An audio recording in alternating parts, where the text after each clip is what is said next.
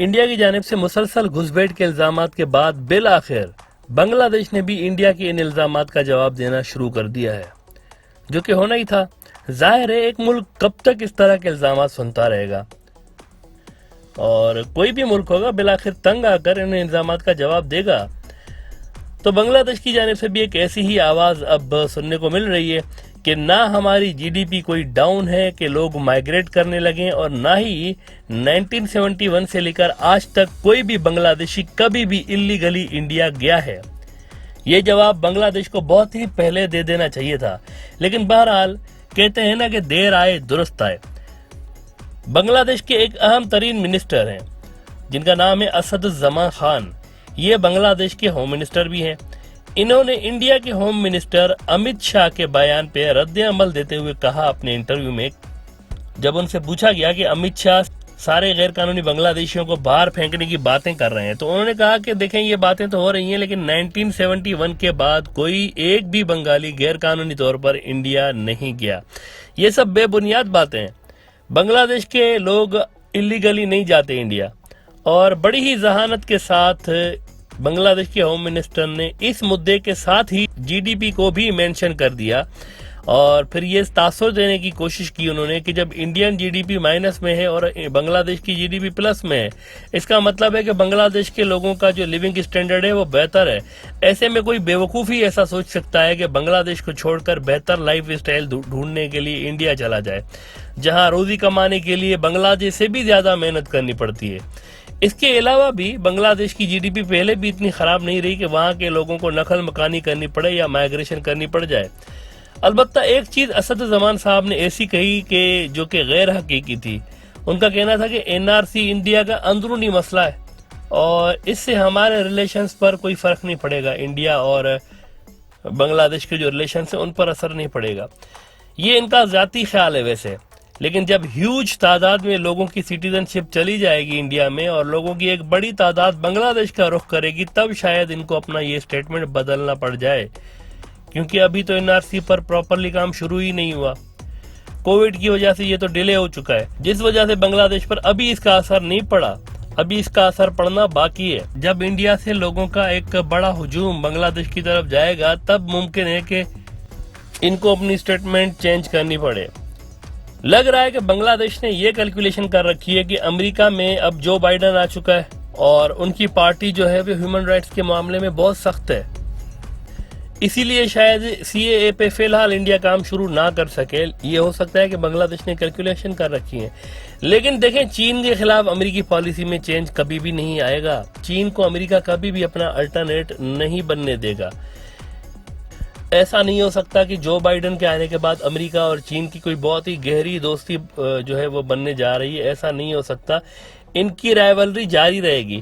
البتہ جو سٹائل ہے ان دونوں کے درمیان، یہ جو لفظی مار دھاڑ چل رہی ہے، ایک دوسرے کو مسلس پاور دکھانے کی کوشش کی جا رہی ہے، امریکہ ساؤتھ چائنا سی میں اور پیسیفک میں ڈرلز کر رہا ہے، تو اس کے مقابلے میں چین بھی اپنی فوجیں مشقیں کر رہا ہے، ذرا یہ چینج ہو سکتا ہے، اور اس کی جگہ پر زیادہ ڈپلومیٹک جو پریشر ہے وہ شاید ڈالنے کی کوشش کی جائے چین کے اوپر، بجائے فوجی مسل پاور دکھانے کے، کیونکہ یہ کولڈ وار کی طرز کی کوئی چیز بننے جا رہی ہے۔ اس کو ہاٹ وار میں تبدیل نہیں ہو سکتی، کیونکہ دونوں ہی جو ہے وہ بڑے ہی پاورفل ملک ہیں، چین ہے اور اس کے ساتھ امریکہ۔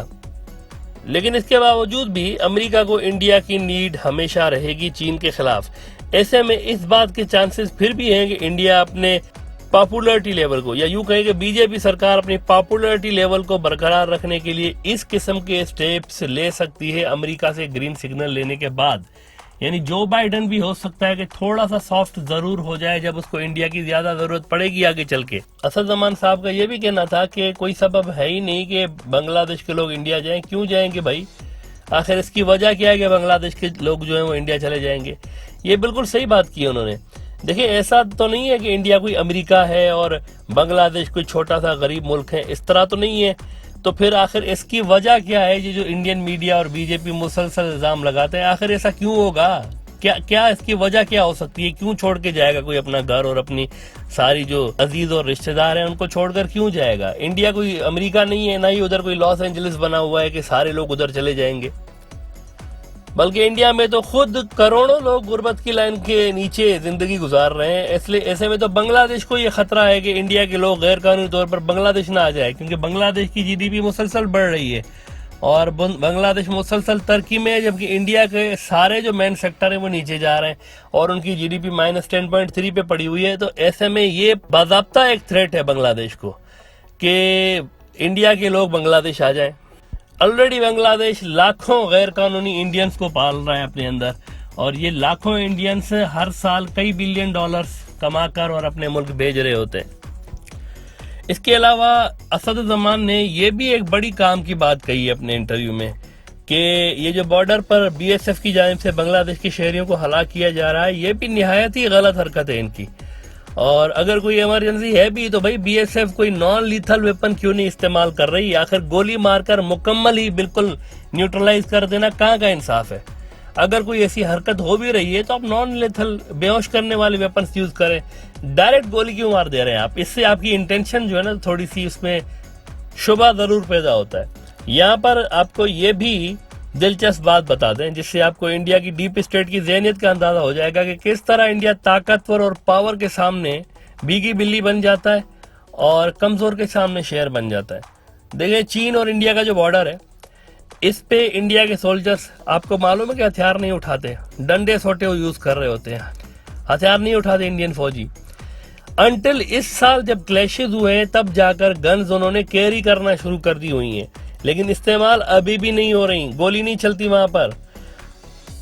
لیکن دوسری طرف آپ دیکھیں کہ بنگلہ دیش جس کو اپنا دوست ملک کہا جا رہا ہے کہ یہ تو بہت ہی اچھا دوست ہے ہمارا, وہاں کا بارڈر آپ کو معلوم ہے کہ سیم انڈیا پاکستان کے بارڈر کی طرح ہی وہاں پر فینس لگی ہوئی ہیں اور پتہ نہیں کیا کیا وہاں پر ڈپلائیڈ ہے, ہیوی ویپنز وہاں پر رکھے ہوئے ہوتے ہیں اور آئے دن لیتھل ویپنز کی استعمال کی خبریں ہمیں ملتی رہتی ہیں. تو دیکھیں چین کے سامنے بیگی بلی اور بنگلہ دیش کے سامنے شیر. وجہ صرف اور صرف چین کی قوت ہے. بہرحال بنگلہ دیش کی جانب سے ان ایلیگیشنز کا جواب اس وقت آنا ایک بہت ہی اچھی ڈیولپمنٹ ہے اور یہ امید کی جا رہی ہے کہ اب جیسے ہی انڈیا کی جانب سے کوئی اس قسم کی خرافات کہی جائیں گی اگر بی جے پی یا لائک مائنڈیڈ پارٹیوں کے منسٹروں کی جانب سے, تو امید کی جا رہی ہے کہ بنگلہ دیش بھی اس کے ریسپانس میں تگڑا رپلائی دے گا انڈیا کو, کیونکہ اس وقت ساؤتھ ایشیا میں طاقت کا توازن چینج ہو چکا ہے اور اس وقت چین مکمل طور پر ڈومینیٹ کر رہا ہے اور چین کی کھلی سپورٹ ہے بنگلہ دیش کے ساتھ. ایسے میں انڈیا کے یہ جو حضرات ہیں بی جے پی اور آر ایس ایس کے, یہ بنگلہ دیش کے خلاف بیانات دے کر دراصل اپنی ہی پوزیشن کو کمزور کر رہے ہوتے ہیں. دیکھیں اکلوتا واحد ایسا ملک ہے اس ساؤتھ ایشیا کے ریجن میں جو کہ انڈیا کے ساتھ اس وقت بھی کھڑا ہے اور وہ بنگلہ دیش ہے. اس کے علاوہ جو ملک ہیں وہ یا تو نہایت ہی چھوٹے ہیں کہ ان کی جو سے ہے وہ زیادہ میٹر نہیں کرتی, بنگلہ دیش کی میٹر کرتی ہے کیونکہ پاپولیشن کے حساب سے وہ ایک ٹھیک ٹھاک ملک ہے. اسی لیے بی جے پی کے ان منسٹروں کو چاہیے کہ ہوش کے ناخن لیں اور اپنی یہ جو لوکل پالیٹکس ہے اس کو انٹرنیشنل ریلیشنز جو ہیں ان کو ذرا دور رکھیں لوکل پالیٹکس سے, اور لوکل پالیٹکس کو لوکل ہی رکھیں تو بہتر ہے. اس میں انٹرنیشنل تڑکا لگانے کی کوشش نہ کریں, اس سے پھر ان کے جو مستقبل میں ریلیشنز ہیں اڑوس پڑوس کے ساتھ وہ اور بھی خراب ہو سکتے ہیں.